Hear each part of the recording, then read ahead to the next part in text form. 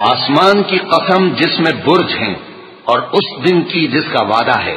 اور حاضر ہونے والے کی اور اس کی جس کے پاس حاضر ہوتے ہیں، کہ خندقوں والے ہلاک کر دیے گئے، یعنی آگ کی خندقیں جس میں ایندھن جھونک رکھا تھا،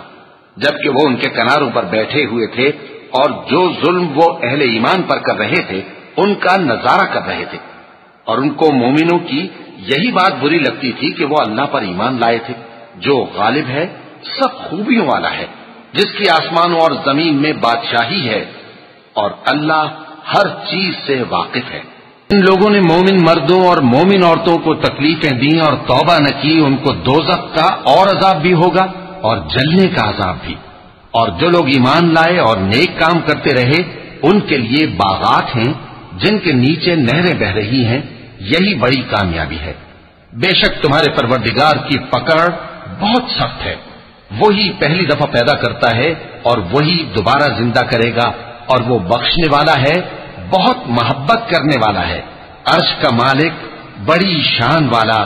جو چاہتا ہے سو کر ڈالتا ہے۔ بھلا تم کو لشکروں کا حال معلوم ہوا ہے، یعنی فرعون اور سمود کا؟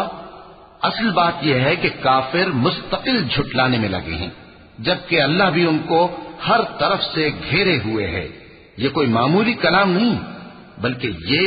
قرآن عظیم الشان ہے،